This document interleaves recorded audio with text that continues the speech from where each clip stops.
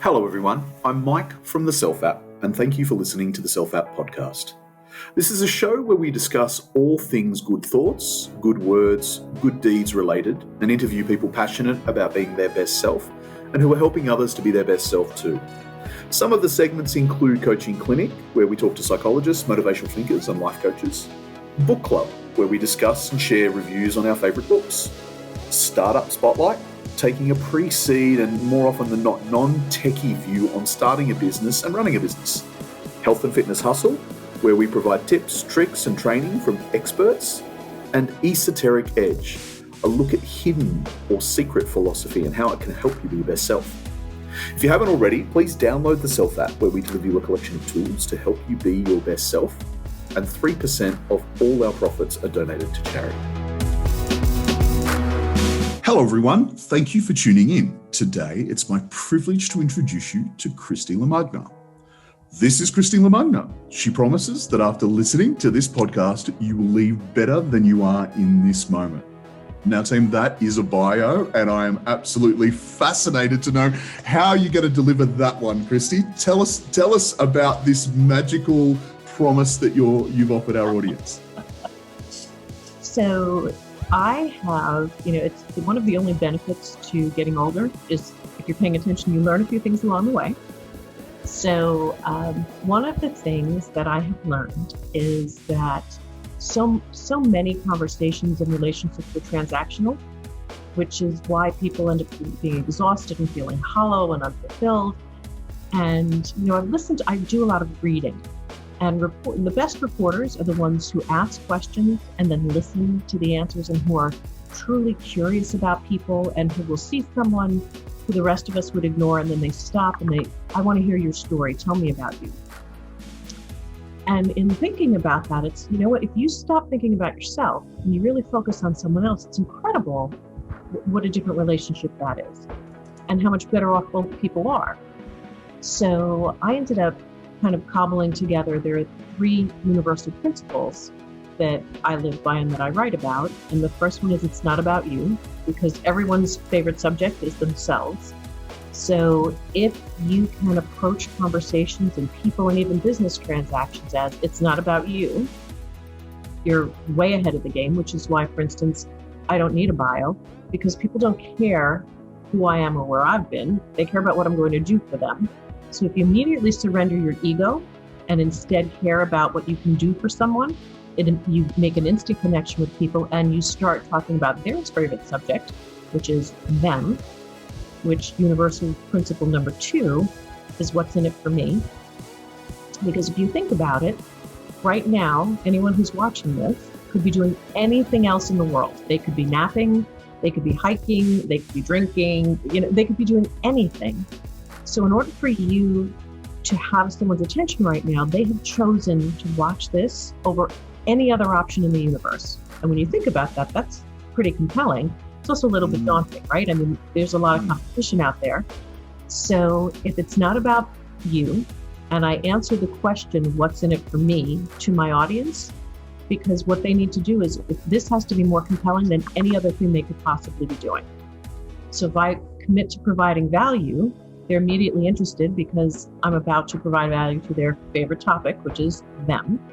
Mm-hmm. And then the third principle is, if you give people what they want, they will give you what you want. And that on the surface sounds a little bit transactional, but if you think about, the reason you created this podcast is you care about people and you want to bring enrichment to their lives. People who do this are interested in aligning with you, care about you, care about your audience. So if I give people what they want, which is valuable information, they'll give me what I want. And what I want is to know that I have made a difference and that I leave someone better than I found them. So everything we do is for our own best interests. If I write a check to a charity, you say, well, that was selfless. But I'm writing a check to a charity that makes me feel good and that I care about. If I had $10,000 and someone said, you have to write this check to a charity I don't care about, then I'm disappointed. If I write it to something I do care about, I feel wonderful. So even if you took that $10,000 and bought me a car, which I highly suggest you do that, just so you I'm not there yet. Like, have you ever bought someone a gift and you can't wait for them to open it because you just can't wait for that look on their face, or when they just flip out, I know you're going to love this gift. Well, you did this for them, but you're getting something out of it. And that doesn't make you selfish. It brings us back to principle number 1, which is it's all about you. So in order to kind of break that cycle and start with, I'm going to make this about someone else, it's so different, and it's a little bit against how we're hardwired, that it just naturally fosters a true connection with people. And you find yourself drawing upon who you are and what you have to offer to someone. And once you look at someone as, how can I help this person? You're standing in front of me. Why is that? How can I help you? It's addictive. It's much more, I have found, and really just about anyone I've ever spoken to has found, that if I am able to do something wonderful for someone, that feeling of euphoria lasts a lot longer than if you do something for me. So and it becomes addictive, and you just want to do it over and over. So I can guarantee that I can leave people better than I found them, because I'm going to spend the rest of our time together sharing ways that they can enrich their lives and feel more fulfilled and generally get more joy out of life. And it actually is uplifting, and instead of being exhausting, which a lot of times when you listen to podcasts, you watch webinars, you have to do this and you have to do this, and it's just, you write it all down and you're exhausted by the time you're done. The things that I talk about are uplifting, life-giving, energy boosting, and just these enormous dopamine hits. So, and it's all legal. So it's a high, you don't have to worry about how you obtain it. Love it. Look, before we move on to some of the other ways that you mentioned that you want to really share, and one of the things that really struck me as you were speaking is your 3 pillars or 3 golden rules. It's not about you, what's in it for me, and I'm paraphrasing here, but it hit me like a bolt of lightning. Reciprocity. It's circuitous. Everything you've just said is this. It becomes like a snowball effect, because you're thinking about surrendering, as you said, surrendering your ego and being generous. That's rule number 1, is a spirit of generosity, is thinking about the other. Then it's what's in it for me is, well, it's not just about thinking for the other. What is their compelling value? What can I give them that is going to leave meaning, is going to leave value behind? And then ensuring that, when you're anchoring it and hammering it home, that there is a difference that you make for them. You go back to rule number 1, which is, if you come off track, you just surrender your ego and give. How do you continue? How do you continue to keep this cycle going? And it struck me as truly harmonic way of going about relationships and engagements. And what our audience may not know about you, that I've got some insight, is, you are probably one of the most prolific networkers. I've never seen anyone who can pick up the phone and have, honestly, from fund managers in some of the largest funds in the world, managing hundreds of millions of dollars, to CEOs, to the who's who of a Rolodex that would be the envy of anyone running a business. These people jump and like, Christy, yeah, I'll help. I'll talk to you for Christy. I'll jump on a podcast for Christy. Yeah, who can I connect you with for Christy? So I can see how this could help anyone like me, right? I'm a natural introvert. I don't tend to want to network or find it comfortable. I kind of feel like, the analogy for me is, I feel like that kid in kindergarten that goes to the first dance, and you've got girls on one side of the room, boys on the other, and you're like, I ain't going over that terrain for anything, and I won't be the first. And that, to me, is the feeling of networking. There's an anxiety, a fear. It's like, I don't know what to do. But when you look at these principles, it's not about you, what's in it for me, and reciprocity. That all goes away, because you actually want to lean in. You want to go, hey, like, is there something I can help you with?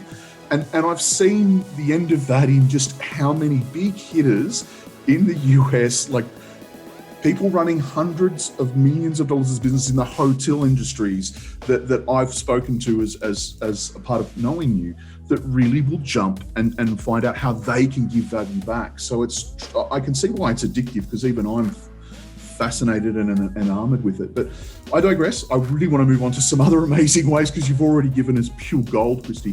What are some of the other ways that you mentioned that you can help people? And you've got really so many facets to your personality here. You've got the fact that you're a serial entrepreneur, you're a master coach, and that takes a number of facets itself.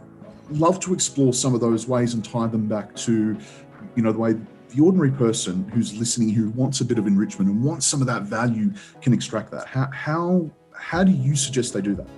Sure. So I do want to touch on, you were just saying how, you're the person with the dance, and I am, and you said you're an introvert. I am, so what's interesting is you can put me in front of an audience of 5,000 people and say, I need you to talk about X, and I can go for an hour with no notes and be in my glory. Invite me to a dinner party with you and your wife and one other couple. I will wish to get the mumps so that I don't have to go, because I will crawl out of my skin because I don't know how to make small I am allergic to networking. I am a social, just neophyte. I am awful at it. And for me, that's a problem. So in being able to offer something, it makes it easier. It also, as a little side, if you invite me to a dinner party, what happens is, because I'm not good at small talk, I end up in the kitchen or serving food. So I'm great to invite because I end up working because I want to help. So I'm like the unpaid help. My best friend had this huge barbecue, and he came over to me and pulls me aside and he says, you need to stop. And I said, stop what? And he said, a friend of mine just came over to me and said, you're doing better than I thought you were. And I said, what are you talking about? And he said, you hired a maid or a caterer to do your event? He says, they think you're the hired help. Put down the tray. So that's my best friend. She's just a lunatic. So for me, this was a way to, because I know what paralyzes me, and I can't walk up to you, like for me to walk up to you at a networking event and try and sell you on what I do, I'd rather die. Or to just walk up to you and say, so we're at a networking event. Hi, what do you do?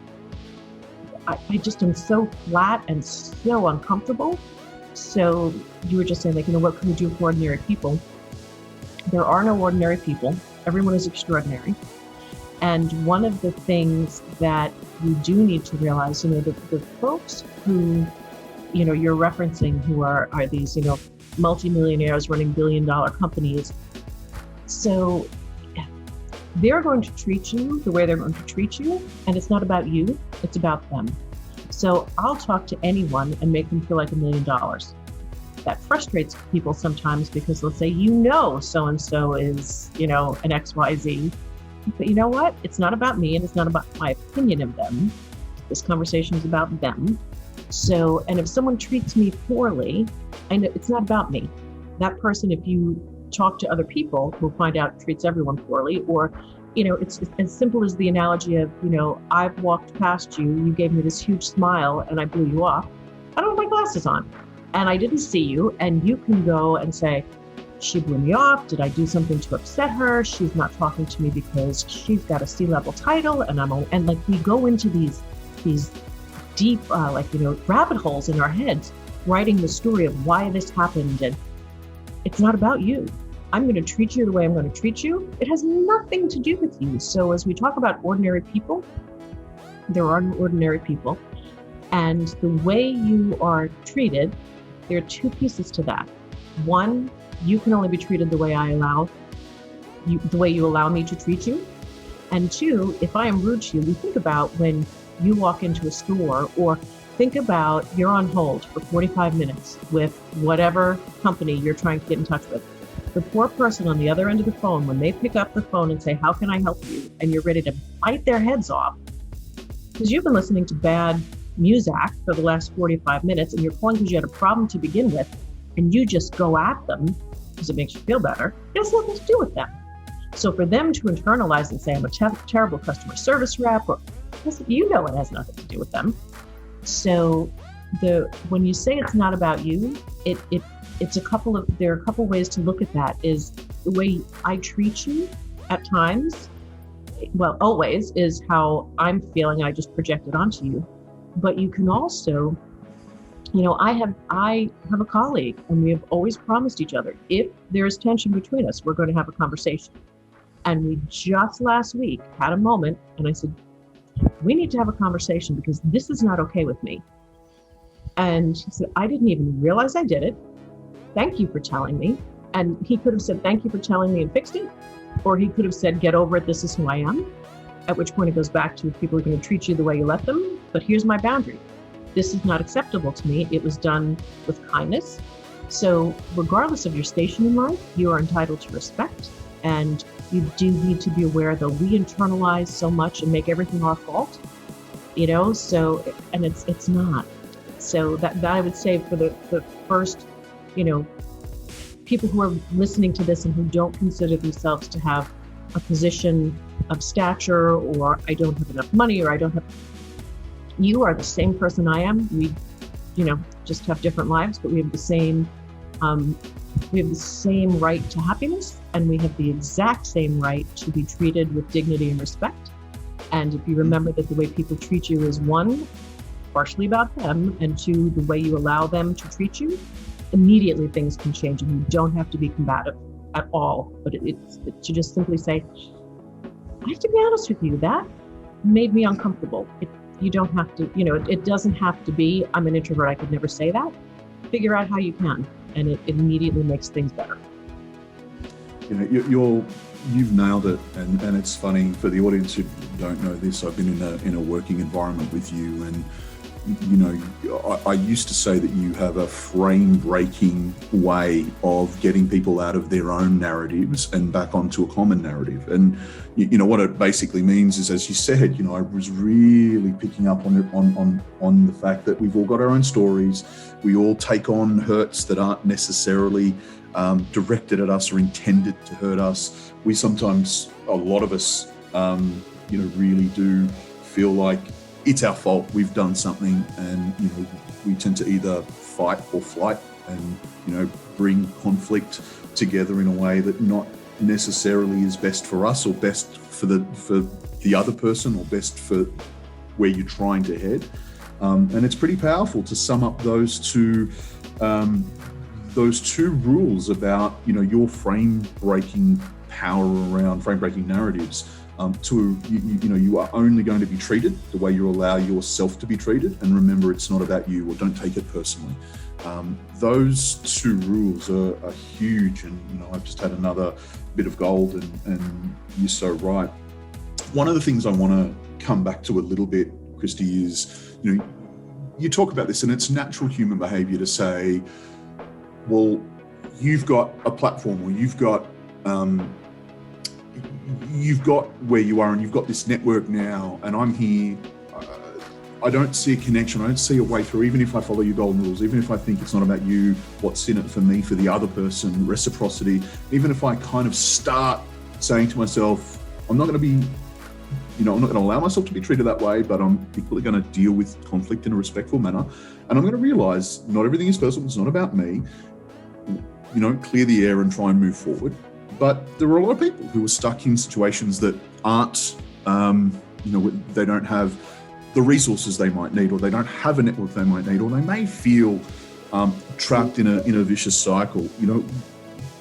Can you talk about your story a little bit? Because I know a little bit about how you started and how you got to where you are today. And I think that's a very empowering story for a lot of people to hear, to know where you come from, and really. And if you can talk us through some of the journeys to how you really made it to where you are today, to have this serial entrepreneurship, to be a master life coach, to be adored by C-suites across the US, at hundreds of millions of dollars level. Bring us back to where you started and how you kind of began the journey of getting to where you are, if you wouldn't mind. Sure. And so I want to frame this as, my story, just for an illustrative purpose. I'll share. It's not about me.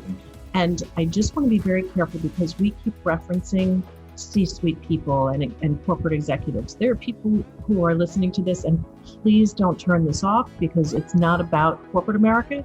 It's about whoever you are.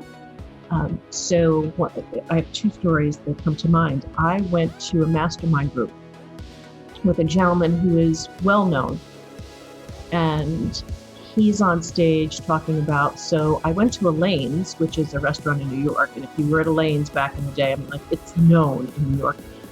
And he's talking about, so I met with this one and then I got this opportunity. Okay, because you used to be a professional football player, you're loaded, you're meeting with these people because you can pick up the phone and say, I'm so-and-so, and now you're having lunch at Elaine's. Okay, you realize the rest of us are sitting here. We don't have a Super Bowl ring. You're kidding me, right? Like you're telling me how to become you? I don't play football. So, and I got frustrated and I stood up and I said, and I was kind of snarky, and I said, so if we don't have dinner connections to get to Elaine's and we haven't played football, do you have any suggestions how the rest of us are going to do this? And so I took it personally. I made it about me and my frustration. And now he was also making it about him instead of about me. So like there was definitely all kinds of misfiring going on. And it really took him back because he didn't know how to relate to me as me. He only knew how to tell me about his story. I don't care about your story. I care about your story is going to help me. So I didn't walk away with the answers that I needed, but this was a mastermind on how to become a speaker. And I know I want to share with people. And what I ended up doing was, and it kind of goes right back to my principle, how do you start, right? I'm not a speaker. How am I going to get anybody to pay me? Do I know if I have anything to say? So for me, it started with speaking because that's what I'm passionate about. Now for you, whatever it is that you're passionate about, what I did was I put together a talk and I offered to do it for free. And it allowed me to build up some chops. It allowed me to kind of just get my cadence. It allowed me to get some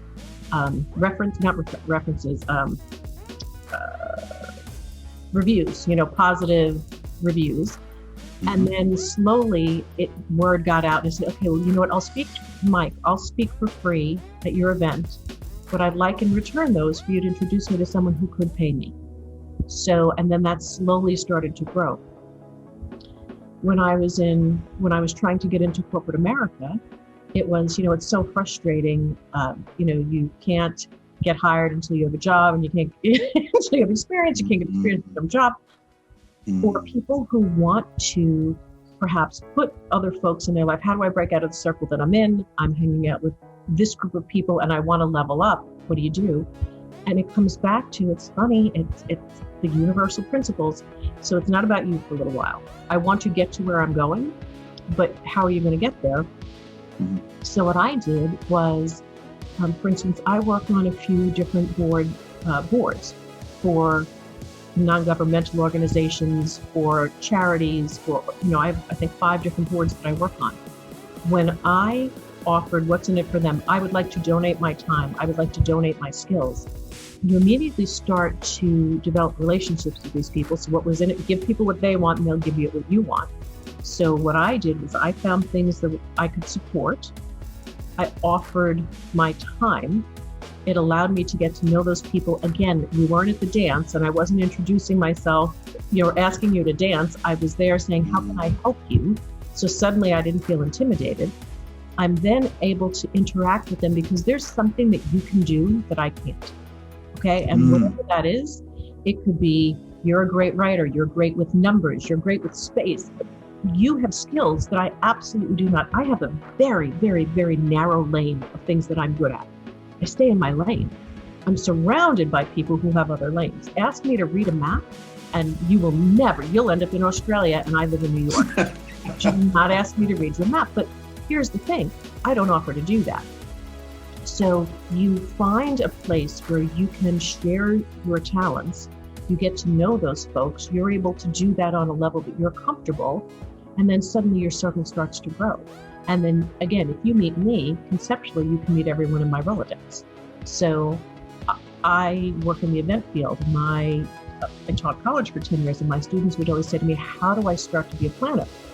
Go to an event, go to a charity event, find the person who's running it and say, I'd like to help you for your next event, and volunteer and learn and get to know them.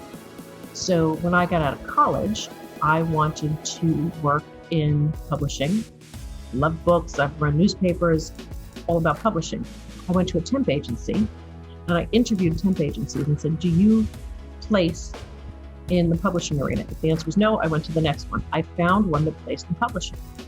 So I signed up at the temp agency basically to be an admin, because that's what temp agencies do with 23-year-olds. So I walk in beyond qualified to answer their phones, but it wasn't about me, and it wasn't about what I could do in that moment. It was about what could I do for them. So I would come in, be a receptionist, and also while I was there, do you need this file? Do you want me to? I can create a system for this. And they're like, who are you? So I go to this publishing company, start as their receptionist, and 2 weeks later, I had a full-time job there because I was able to offer. Now, if I had gone in with my resume, they wouldn't have paid attention to me. I don't know that I would have had the confidence because I didn't know any of these people. I got to know them. It took a lot when someone would say to me, can you make me a copy of this? To not want to kill them, because no, I don't know. Are you kidding me? It's not about me. What's in it for them? And so I made the copies. I answered the phone and I took the messages and I made the coffee, and it killed me until I realized this is helping me. Every time I get to help you, you're putting a little checkbox next to, oh, she's really helpful. And I got what I wanted because I gave them what they wanted. And so again, I hate to make it seem like it's strictly transactional, because sometimes you do this and I'll help people with no expectation of getting anything back, and I won't, because I just want to help them. But I started my career I knew what I wanted. I didn't make it about me. I helped other people, and then it allowed me to get to where I was going. And when I needed to get to a place where I didn't have a connection, I would find. So I love the example of working for a charity, because people who work for charity are associated with donors. The donors have money to spare. You're probably not going to get to meet the guy who can write the $10,000 check as John Q. Public, but work the event. The people who are sitting on the board and the people who are on the development committee to produce the event, they've got time, they've got status, and you wouldn't meet them otherwise. So find something that you're drawn to, donate your time to it, and that's how you can start to expand your circle. And you cannot listen to this and say it would work for her, but I don't know what charity, or I don't have any skills. The fact that you would volunteer, you could work at the reg desk and hand people badges. Sure. Do not sell your skills short. The desire to help is what a lot of these places are looking for. And then, that then grows into something else. So if you decide before you start that it can't happen, you're going to be right. If you decide that it can happen, you're also going to be right. So decide you can or decide you can't. Either way, you're right. So you should decide you can. Because I'm no different than anyone else. I just did these things, but I'm in no way special. Just a person who followed these steps. I'm not lucky. I'm not talented. I am a product of having done the work. And it's really not even that hard. It's amazing. I mean, I want to synthesize that back, because I got some huge takeaways. Going back to your first principle of where you start with this is I heard you say the word passion. What is your passion? And for you, it was speaking, and you knew you wanted to develop that.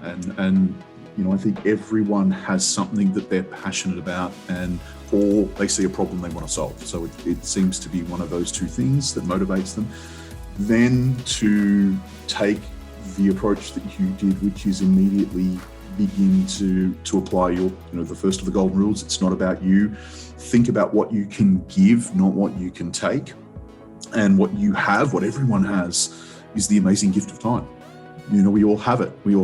And when you apply that to a mindset of how can I help, what can I give here, and tying back to your passion, staying in your lane, trying to keep as laser focused on aligning with organizations or people or anyone that may want some help for nothing, that's in your lane, you're not going to find that load super difficult. And as you said, when the ego rises, when you're like, oh, damn, I don't want to be bringing coffees or making another copy. So I'm so much better than that.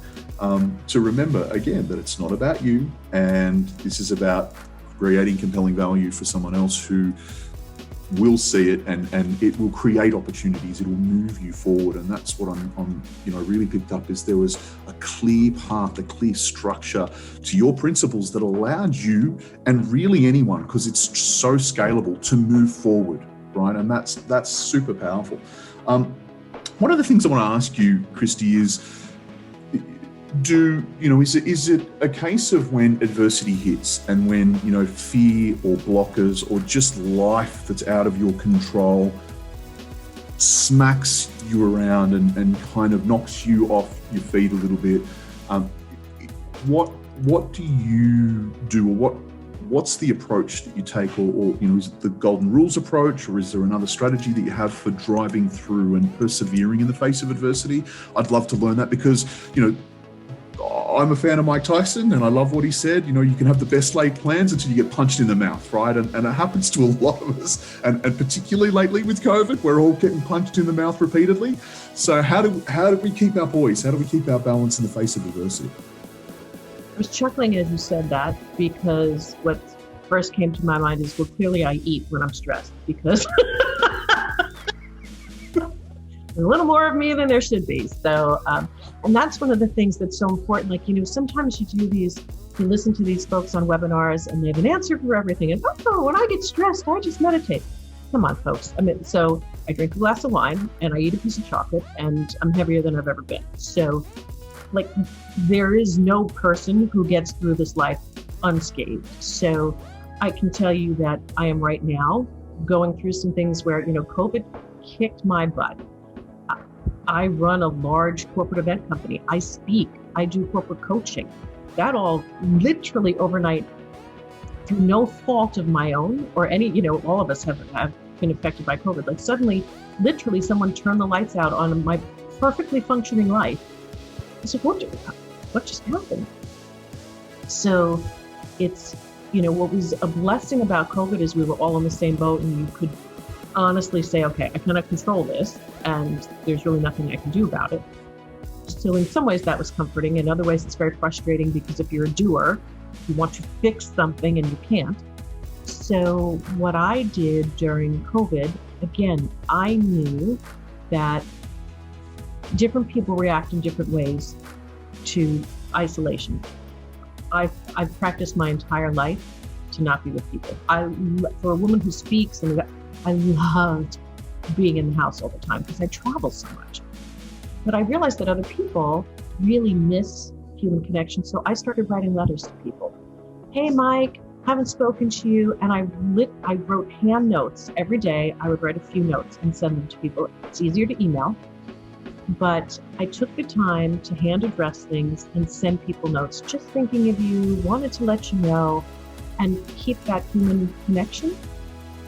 And reached out to people and said, Mike, gosh, how are you doing? You've got a newborn, and giving people the opportunity to tell their story and to keep that connection and to value people and give them a place to feel important again, because during COVID, so many of us just lost our way and didn't feel important anymore.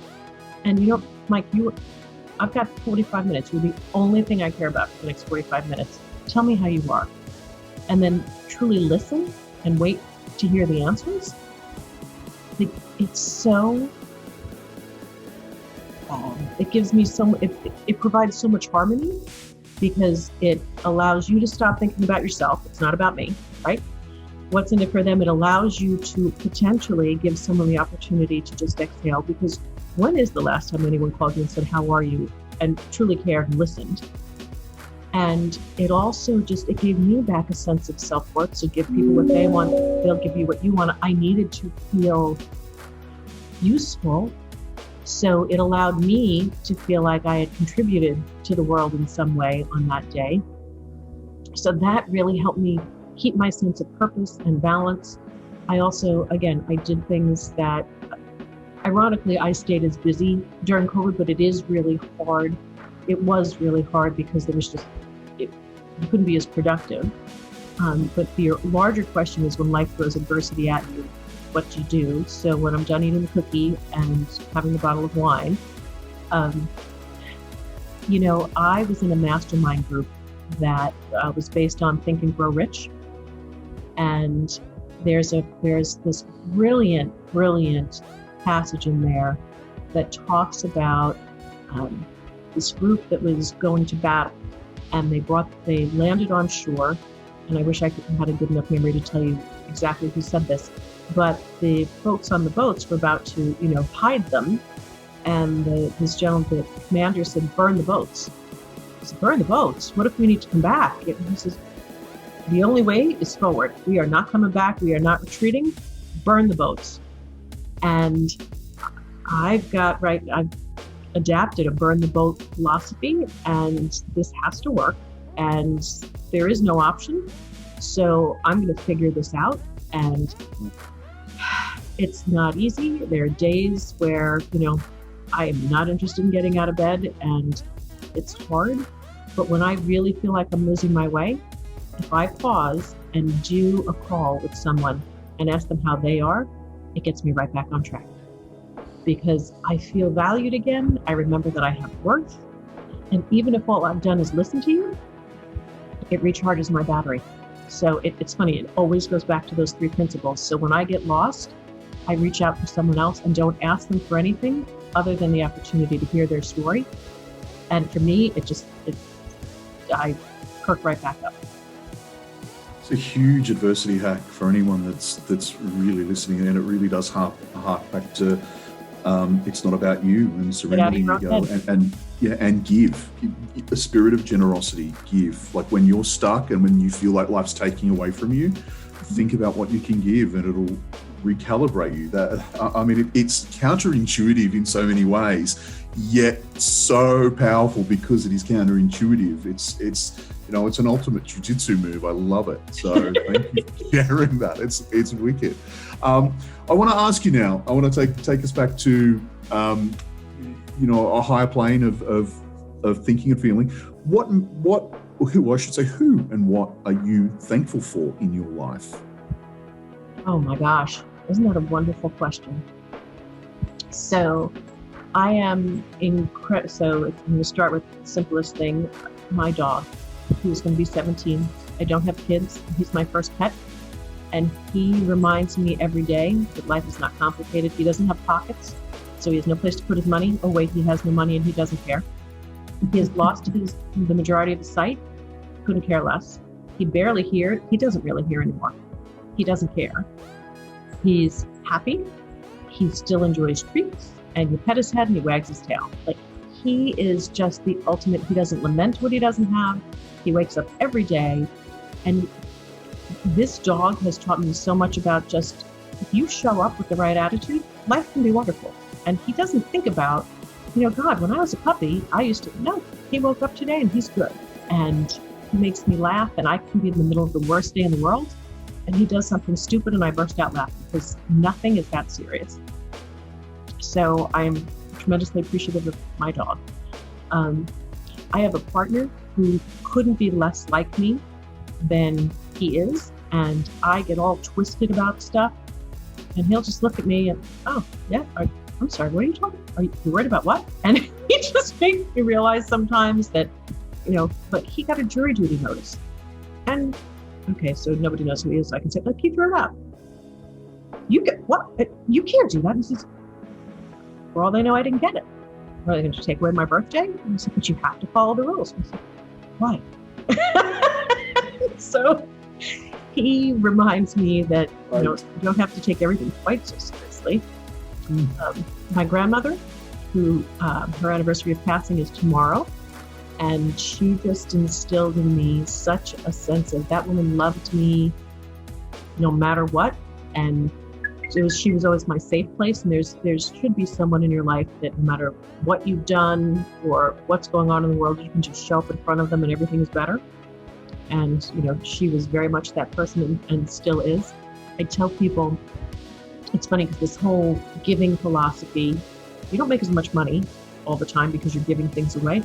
So I always tell people, my accountant hates me, and my grandmother is very proud of me because she looks down and she watches over me and she's very proud of me. So as long as grandma's not too proud and the accountant's not too mad, I know that my business philosophy is aligned. Grandma's too proud, I'm giving too much away. The accountant's So, yeah. And my dad, who gave me a love of words and reading and language, and it shaped my entire life. So, yeah. That's beautiful. Thank you so much for sharing so authentically and vulnerably, Christy. I've got a smile on my face just from your story, and I kind of almost have a devil and an angel picture when I think about your accountant and your grandma, but it really resonates. I love it. So as we wrap up our conversation today, it's been a wonderful talk to you. I would love, you've shared so many tips so generously, but I wonder if there is a single refined key piece of insight or advice that you can offer listeners to help them be their best self. Wow, that's a great question. That's why you're such a good conversationalist, because you force people to think, and none of these answers are canned. So bravo to you, because you listen and you react, and it's not this, here's my script and I'm going to go off of it. So thank you for being, so easy to engage with. Truly, I think that the most important piece of advice is, it's not, I've heard people say, whoever dies with the most toys wins. I think that for me, every interaction, if I can leave whatever situation I'm in better than when I found it, which could also mean walking into the kitchen and wiping down a counter. It doesn't have to be life-changing.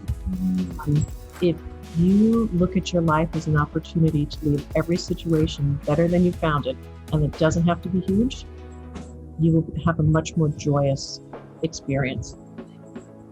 And that has been a salve to me on many occasions. So that's what I would say to people. And again, it doesn't matter where you are in life, how much money you have, what your education is. We are all coming from the same place. It's just a matter of how we treat other people and what we do with our time here, truly.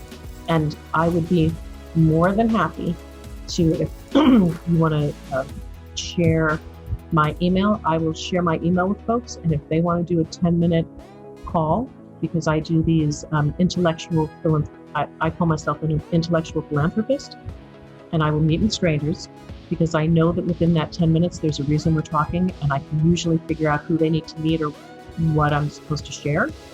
So if someone would like a 10-minute call and be part of my intellectual philanthropy endeavor, I would be more than happy to offer that to folks. Because I just cherish you and respect you, and so I would be more than happy. Anyone who's smart enough to know that they should be following your webinars is someone that I would love to meet. And how can they contact you? Where can they get access to this this intellectual gift and philanthropy that you're offering? Philanthropy is so much fun. I love it. I am, the easiest way to find me is Christy, CHRISTY, at lifelivedstrategically.com. So Christy at lifelivedstrategically.com will get to me, and we'll put you on the calendar, and I can't wait to meet whomever it is who reaches out. And it would be a joy. Like I've explained to you, you will be blessing me if you reach out, because for me to have the opportunity to hear someone else's story and connect with them just gives me life. So that would delight me. Amazing. Well, I really want to conclude our conversation today by saying a huge thank you to you. You called it like Babe Ruth. You pointed and said, "I'm gonna promise big, and that you are gonna be better. You will leave better for having listened to this," and you delivered. And what was amazing is you went right back to first principles at the end. And the key piece of insight really touched me by looking for a way you can leave any situation, any moment better than the moment before is profound. And I think it's simple things like that begin to again build a trajectory for you and build a growth path for you that create momentum. So thank you, Christy. I'll put Christy's links to Life Lived Strategically. She has an amazing book. I encourage everyone to buy the book, read it, soak up all of the goodness that's in there. And I want to thank you again for coming on the podcast today, Christy. As we close, I honestly can say this truthfully, I really want to see how, as people reach out to you, the impact you're making. If you get stories from people who have reached out to you via the podcast to take up your offer of intellectual philanthropy, please come back, get back on the show, talk us through it and the impact you're making. But for now, to our listeners, thank you. And before you go, I ask you do us a good deed and share this with one other person. Please leave us a 5-star review wherever you've tuned into the podcast. And for more Best Self goodness, please find us on social by searching for the Self App. From us to you, keep up the good thoughts, good words, good deeds, and continue to level up your best self. Thanks, everyone.